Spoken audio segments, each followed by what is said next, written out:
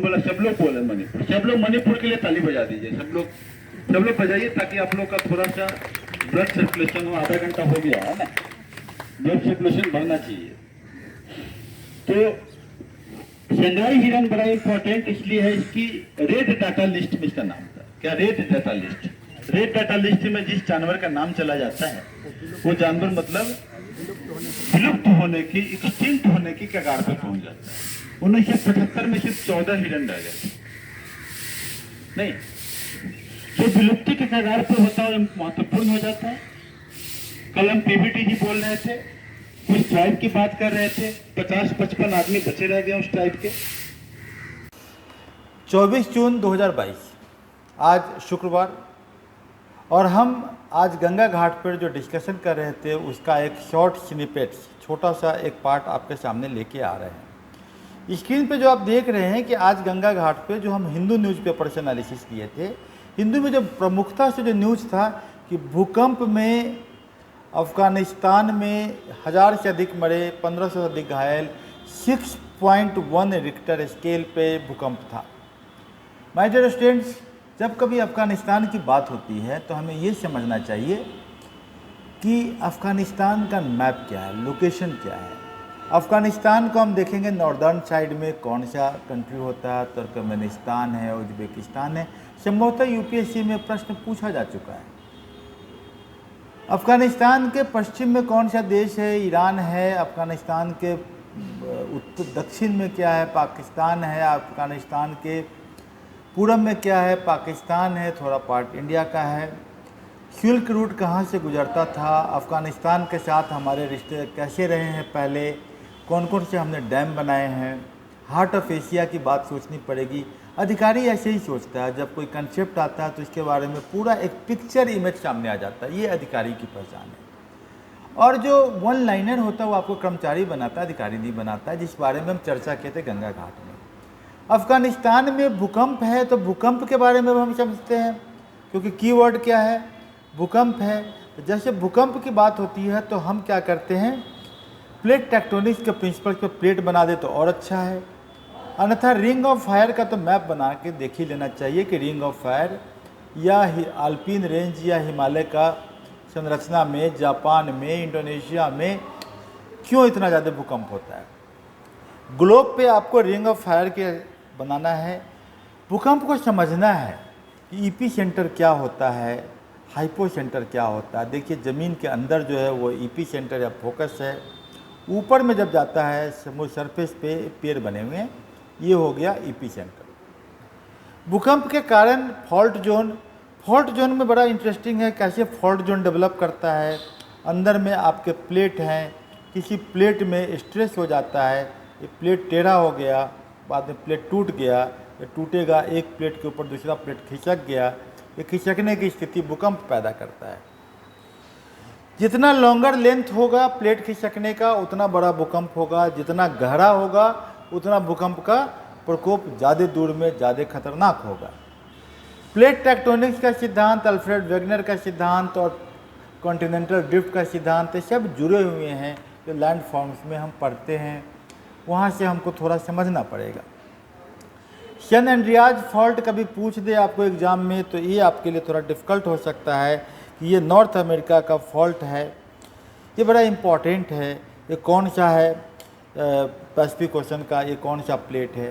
हिंदुस्तान के कॉन्टेक्स्ट में कोयना डैम को कोई सिज्मिसिटी कहते हैं। भूकंप मतलब सिज्मिसिटी नापने को कहते हैं सिज्मोग्राफ। ये जो है कोयना डैम कहाँ पर है, वहाँ पर रिजर्वायर के कारण सिज्मिसिटी डेवलप हुआ और भूकंप हुआ। माय डियर स्टूडेंट्स, हम एक 360 डिग्री एनालिसिस जो न्यूज़ का करते हैं तो ये इन डेप्थ एनालिसिस हो रहा है। जहाँ से क्वेश्चन अगर भूकंप का आएगा तो हम कर लेंगे। गहरा सतह पर होगा भूकंप तो ज़्यादा बड़ा होगा। भूकंप के साथ वोल्केनिक कैसे जुड़ जाता है कि सबडक्शन हो रहा है, एक प्लेट आया, मान लिया गोंडवाना प्लेट का, ये आया अंदर चला गया, डिफरेंट जो है फॉल्ट लाइन डेवलप कर रहा है। तो सबसे डीप फॉल्ट लाइन में अगर क्रैक होता है तो ये भूकंप बनेगा। ये हो गया फोकस, ये हो गया ईपी सेंटर। और जो ऊपर में है, जैसे काराकोरम के बारे में हम बात करते हैं, वो हिमालय का नहीं है, उसके उस साइड में हमको ज्वालामुखी का पहाड़ दिखते हैं। ये है आपका कंसेप्ट क्योंकि हम क्या कर रहे हैं, बात हो रही है भूकंप का और हम बात कर रहे हैं बहुत सारे कंसेप्ट का, अफगानिस्तान का जियोपॉलिटिकल इम्पोर्टेंस की भी हम बात कर लेते हैं इसी बीच में। प्रशांत वलय सरकमफेरेंस पैसिफिक वो बिल्कुल इम्पॉर्टेंट है, 68% भूकंप यहीं होता है। अल्पाइन वैली या हमारे हिमालय अल्पाइन रीजन में बाकी 15% होता है। सबसे बड़ा जो सुनामी आया था 2004 में 7.4 रिक्टर स्केल का था, बहुत ही इम्पोर्टेंट था। और ये आपके न्यूज में पूछा जा सकता है ये कि 7 या 9 का अगर हो जाए तो समझे कैटास्ट्रॉफ है। 1000 टाइम्स मोर दैन 7।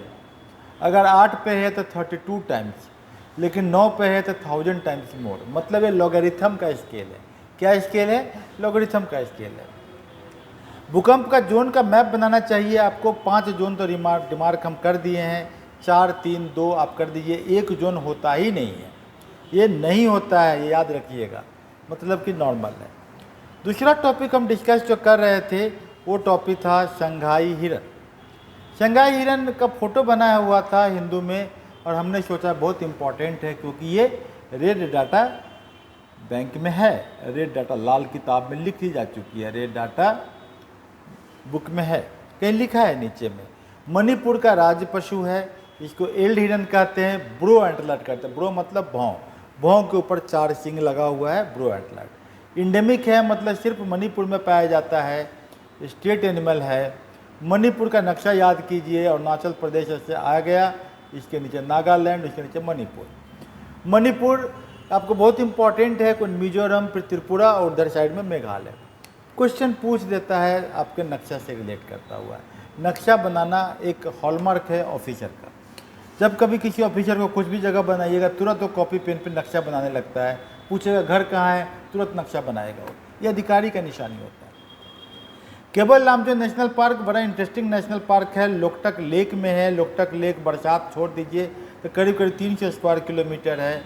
इसमें एक फ्यूमिड होता है जो कि ऑर्गेनिक सड़ा हुआ चीज़ सब जुड़ जाड़ के एक कॉम्प्लेक्स स्ट्रक्चर बनाता है जो फ्लोट करता है नदी उस लेक में। फ्लोटिंग लेक है। यूपीएससी में क्वेश्चन आ चुका है इससे। माय डियर स्टूडेंट्स, इसमें हाइड्रो पावर प्रोजेक्ट की भी बात कर रहा है। अभी बात कर रहा है कि वहाँ एक झंडा लगाया जाएगा, जो Indian national army Azad Hind फौज का म्यूजियम बनाया जाएगा। देखिए कितना ह्यूमन एक्टिविटीज़ डिस्टर्ब कर रहा है, इसीलिए मॉन्टेक्स रिकॉर्ड में नाम आ गया है। जब किसी रामसर साइट्स को, किसी वेटलैंड को ह्यूमन एक्टिविटीज़ द्वारा दबाया जाता है, जो आसाम में भी हो रहा है, त्रिपुरा में, रुद्रसागर में भी हो रहा है, तो समझिए कि वो मॉन्टेक्स रिकॉर्ड में आ जाएगा। बराक नदी है, मणिपुर नदी है, इम्फाल नदी है। एक और इंडेमिक एनिमल जो नॉर्थ ईस्ट में पाया जाता है वो है आपका होलो गिबन। ये केबुल लामजो जो आपका है वो बिशनपुर गांव में है। वहाँ पर म्यूजियम बनाने की बात हो रही है। किस कॉन्टेक्स्ट में? नेताजी सुभाष चंद्र बोस। नेताजी सुभाष चंद्र बोस को थोड़ा समझना होगा कि म्यूजियम के कॉन्टेक्स्ट में हम याद करते हैं इम्फाल से क्या रिलेशन है। याद कीजिए 1941 में वो जाते हैं अफ़गानिस्तान के रास्ते से, गोमो से पकड़ते हैं ट्रेन। गोमो का नाम बदल गया, गोमो रेलवे स्टेशन का नेताजी सुभाष चंद्र बोस गोमो स्टेशन कर दिया गया। अफ़गानिस्तान के रास्ते जाते हैं, पोश्तो बोलने वाली भाषा से जानते हैं, गूंगे बहरे हो गए हैं, दाढ़ी बढ़ा लिए हैं, पहुंच जाते हैं रशिया।